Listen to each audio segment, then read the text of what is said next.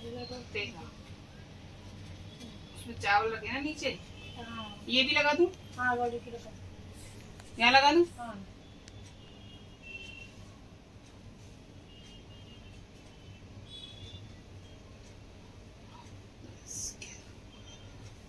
तेरा हो गई।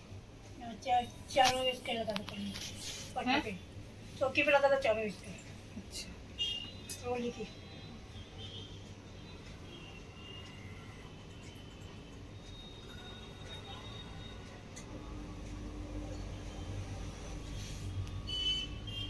तेरा।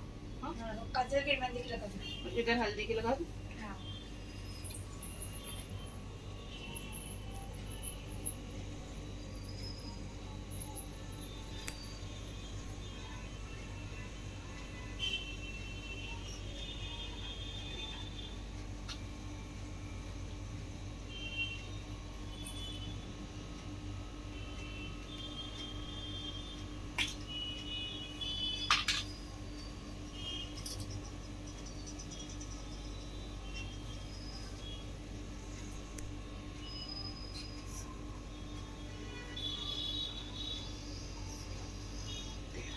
हाँ? हाँ तेरा मेहंदी की लगा दो।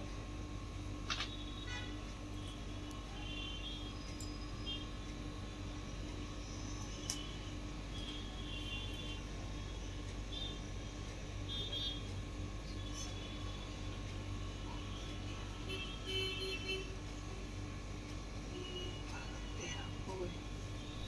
हो गई ताई। गणेश को लिखा तो लिखा दम मोदक से पहले मोड़ी चला तो क्लास के बाद बना दी।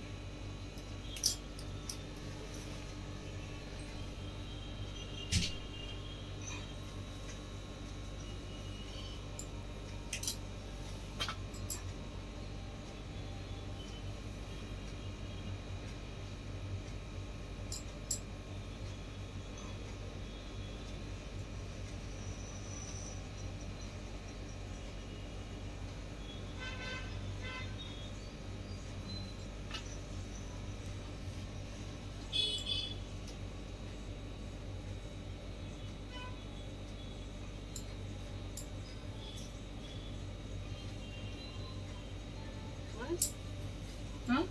आप टीका निकालो। हाँ? टीका निकालो। अपने हाँ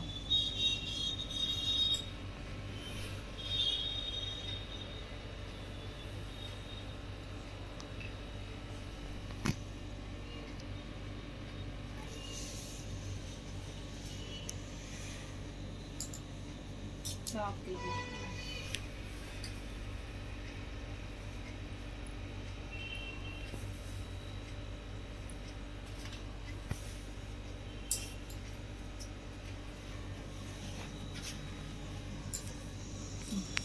रंगोली की मोड़ी बना।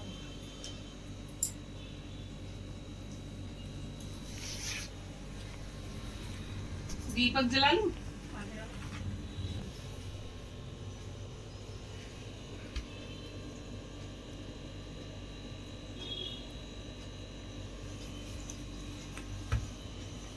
गरम तो नहीं होता। नहीं होएगा।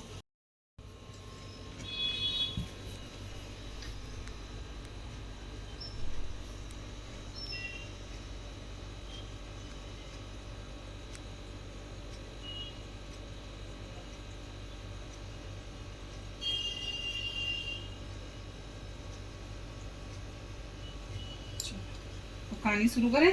हाँ गणेश चतुर्थी।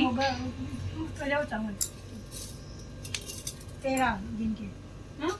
आप 13 लेना गिन के। अच्छा ऐसा भी है। हाँ 3 4 5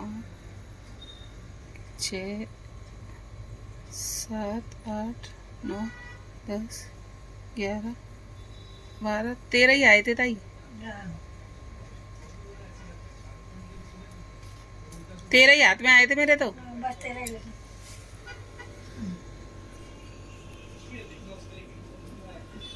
गणेश चतुर्थी व्रत कथाएं फाल्गुन मास की कथा पढ़ी जाएगी ना। फाल्गुन मास है।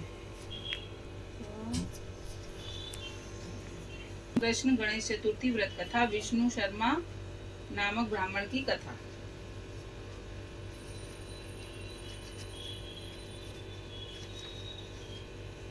गणेश जी महाराज की जय। फाल्गुन कृष्ण गणेश चतुर्थी व्रत कथा, विष्णु शर्मा नामक ब्राह्मण की कथा। पार्वती जी पूछती हैं, हे लंबोदर, फाल्गुन कृष्ण चतुर्थी को गणपति जी की पूजा अर्चना कैसे करनी चाहिए? इस महीने में गणेश जी का पूजन किस नाम से होता है और आहार में क्या लेना चाहिए? गणेश जी ने कहा, हे माते, फाल्गुन चतुर्थी को हैरंब नाम से गणेश जी की पूजा करनी चाहिए। पूजा का विधान पहले कही गई विधि अनुसार है। इस दिन खीर में कनेर का पुष्प मिलाकर गुलाबास की लकड़ी से हवन करना चाहिए। विद्वानों के मतानुसार भोजन में घृत और चीनी लें। इस बारे में पहले समय की एक कथा सुनाता हूँ। जैसा कि युधिष्ठिर के प्रश्न के उत्तर में श्री कृष्ण ने कहा था, श्री कृष्ण जी ने कहा कि पुराने समय में युवनाश्व नाम के एक राजा हुए थे। वे बहुत उदार, धर्मात्मा और देवताओं एवं ब्राह्मणों की पूजा करने वाले थे। उसके राज्य में विष्णु शर्मा नाम के एक विद्वान ब्राह्मण रहते थे। वे वेदों के ज्ञाता तथा धर्मशास्त्र का अनुसरण करने वाले थे। उनके 7 पुत्र हुए। वे सब धनी थे, लेकिन आपसी वैमनस्यता की वजह से वे सब अलग अलग रहते थे, उनमें बनती नहीं थी। उनके पिता हर एक पुत्र के घर क्रमश एक एक दिन भोजन करते थे। धीरे धीरे वे वृद्ध होकर दुर्बल हो गए। वे अपनी पुत्र वधुओं द्वारा अपमानित होकर रोते रहते थे। एक बार विष्णु शर्मा गणेश चतुर्थी का व्रत रखकर अपनी बड़ी पुत्र वधु के घर पहुँचे। उन्होंने कहा, हे बहुरानी, आज मैंने गणेश जी का व्रत किया है, तुम पूजन का सामान इकट्ठा कर दो, गणेश जी खुश होकर बहुत धन देंगे। यह सुनकर बहू कठोर वाणी में बोली, हे ससुर जी, मुझे घर के कार्यों से ही अवकाश नहीं मिलता। मेरे पास फिजूल के कामों में पड़ने का वक्त नहीं है। आप सदैव ही कुछ न कुछ कार्य बताते रहते हो। आज गणेश जी का व्रत करने को कह दिया। मैं गणेश व्रत को नहीं जानती और ना ही तुम्हारे गणेश जी को जानती हूँ।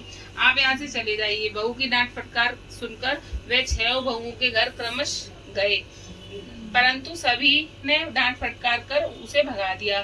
सभी जगह से अनादर पाकर वह दुर्बल शरीर ब्राह्मण बहुत ही दुखी हुआ। अंत में वह छोटी बहू के घर जा बैठा। छोटी बहू बहुत निर्धन थी।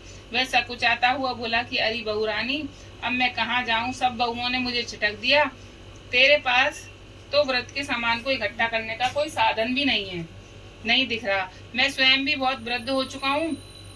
हे कल्याणी बहू, मैं बार बार विचारता हूँ कि इस व्रत को करने से सिद्धि मिलेगी, हो जाएगा। अपने ससुर की यह बात सुनकर बहू बोली, हे ससुर जी, आप इतने परेशान क्यों हो रहे हैं? आप स्वेच्छा पूर्वक व्रत कीजिए। आपके साथ मैं भी इस व्रत को करूंगी, इससे हमारे दुखों का नाश होगा। ऐसा कहकर छोटी बहू कहीं से भीख मांग लाई और उसने अपने तथा ससुर के लिए अलग अलग लड्डू बनाए। उसने चावल, चंदन, फल, फूल, धूप, दीप और नैवेद्य सब पृथक पृथक करके ससुर के साथ पूजन किया। इसके बाद आदर से ससुर को भोजन कराया। भोजन की कमी के कारण आप खुद ने कुछ नहीं खाकर भूखी रही।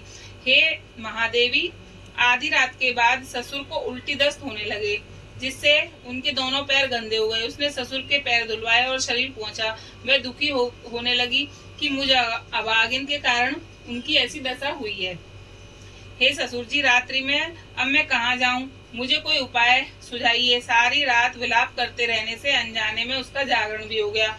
और जब सुबह हुई तो छोटी बहू क्या देखती है कि उसके घर में हीरे, मोती, मणियां बिखरी पड़ी थी और घर प्रकाशित हो रहा था। उसके ससुर के उल्टी दस्त भी अब बंद हो गए थे। हैरान होकर वह अपने ससुर से पूछने लगी, ये क्या हुआ? ये धन किसका है? अरे इतने हीरे, मणि मूंगा आदि मेरे घर में कैसे आ गए? हे ससुर जी, हमें कोई चोरी में फंसाने के लिए तो ये घर में नहीं डाल गया है। बहू की बात सुनकर ससुर ने कहा, हे कल्याणी, ये सब तुम्हारी श्रद्धा भक्ति का फल है। तुम्हारी भक्ति से गणेश जी प्रसन्न हो गए और उन्होंने इस व्रत को के करने से ही तुम्हें इतना धन दिया है। बहू कहने लगी, हे ससुर जी, आपकी कृपावश गणेश जी प्रसन्न हुए हैं। मेरी निर्धनता दूर हुई है और मुझे अपार धन संपत्ति प्राप्त हुई है। आप धन्य हैं। आपकी कृपा से ही मैं धन्य हुई। अब छोटी बहू के घर में अपार धन संपत्ति देखकर अन्य बहुएं बहुत क्रोधित हुई। वे कहने लगी, बूढ़े ने अपना सारा जमा किया वो धन छोटी बहू को दे दिया है। भाइयों की आपसी कलह को देखकर विष्णु शर्मा भयवश कहने लगे कि इसमें मेरी कोई गलती नहीं है। छोटी बहू को केवल उस व्रत के करने से ही गणेश जी ने प्रसन्न होकर यह कुबेर जैसी संपत्ति प्रदान की है। हे बहुओं, मैंने पहले तुम्हारे घर जाकर इस व्रत को करने के लिए कहा था, परंतु तुमने मुझे झिटक दिया। छोटी बहू ने भीख मांगकर इस व्रत को किया। इस व्रत को करने से गणेश जी ने प्रसन्न होकर इसको अपार संपत्ति प्रदान की है। गणेश जी कहते हैं, माता, उस ब्राह्मण के 6 बेटे गरीब, रोगी और दुखी हो गए, सिर्फ छोटा बेटा धनवान बन गया। वह 6 परस्पर बराबरी करते हुए फाल्गुन कृष्ण चतुर्थी का व्रत करने लगे। इस व्रत के फल स्वरूप वे सब भी क्रमश धनवान हो गए। इसी तरह जो लोग इस व्रत को करेंगे वे भी धन्य धान से परिपूर्ण होंगे। श्री कृष्ण जी कहते हैं कि हे युधिष्ठिर, गणेश चतुर्थी के व्रत को करने से राज्य की इच्छा रखने वाला को राज्य प्राप्त होता है। अंत में मैं राजन, आप भी इस व्रत को करें। इस व्रत के प्रभाव से आप कष्टों से मुक्ति पाकर राज्य का सुख भोगने लगेंगे। कृष्ण जी से यह कथा सुनकर युधिष्ठिर अति प्रसन्न हुए और इस व्रत को करके गणेश जी की अनुकंपा से संपूर्ण राज्य के शासक हुए। और गणेश जी महाराज की जय। एक गणेश जी है, वो हाथ चुटकी में चावल और चम्मच में दूध लेके घूम रहे थे। कोई मेरी खीर बना दो, कोई मेरी खीर बना दो। सब लोग वो कर रहे, हंस रहे कि अरे ऐसे कोई खीर बनती है क्या एक चम्मच दूध से और चुटकी में चावल से। तो एक बुढ़िया माई थी, तो वो बुढ़िया माई, हाँ, तो ला मैं ही बना दूं, मैं ही बैठी हुई हूँ फालतू, ला गणेश जी मैं ही बना देती हूँ। तो गणेश जी बोले ठीक है, तो तुम बड़े से भगोने में बनाना और जब बन जाए तो मुझे घंटा बजा के बुला लेना। तो बोले ठीक है, तो मैं आ जाऊंगा। अब वो बड़े से बड़े भगोने चढ़ाते जाए, बड़े से बड़े चढ़ाते जाए, वो खीर तो सैलती जाए, बढ़ती जाए, इतनी बढ़ती जाए। अब वो बोली कि मैं दिया बाती करके आती हूँ, तू देख इसको उफने नहीं, मतलब बहू से बोली बुढ़िया माई की तू उफने नहीं, ये देखती रही हो। अब वो उफनी तो बहू ने वो चाट ली, वो पेट से थी, उसने वो खीर चाट ली। अब जब खीर बन गई तो घंटा बजाया, गणेश जी आओ भोग लगाओ, गणेश जी आओ भोग लगाओ। अब गणेश जी आए नहीं तो बुढ़िया माई बोली ये क्या हुआ, गणेश जी क्यों नहीं आए। तो गणेश जी बोले, आकाशवाणी हुई, गणेश जी बोले कि तेरी बहू ने तो पहले ही भोग लगा लिया, मैं क्या करूंगा आके। तो ऐसा कर, 7 गाँव का भंडारा कर दे। तो 7 गाँव का भंडारा किया। अब लोग आते जाए, खीर खाते जाए, लोग आते जाए, खीर खाते जाए, भंडारा खत्म ही ना हो। अब 7 गाँव 5 गाँव जितने गाँव थे वहाँ सारे खब गए, लेकिन भंडारा खत्म होने का नाम नहीं ले। अब क्या करें, अब भी खीर बच रही है गणेश जी। तो अब ऐसा कर 4 कलश में अपने घर के चारों कोने में गाड़ दे। अब 4 कलश भरे और घर के चारों कोनों में गाड़ दिए। 2 दिन बाद उसके 4 बेटे आए। बोले कि मैया हमने तो सुनी है अम्मा कि तेने तो बड़ी यज्ञ करी है, तेने तो खूब भंडारा करो है, हमारे लिए कुछ रखो है कि ना रखो। तो बोले जाओ ये चारों जने एक एक कोना खोद लो और अपनी अपनी खीर निकाल लो, खा लो। अब बुढ़िया के 4 बेटे गए, एक एक कोना खोदा, तो हर कोने में हीरे जवाहरात माणिक पन्ना, जैसे गणेश जी ने उसकी सुनी तैसी सब चीज सुनना। वो गणेश जी महाराज की जय। पानी लेके की ऐसी नहीं ऐसे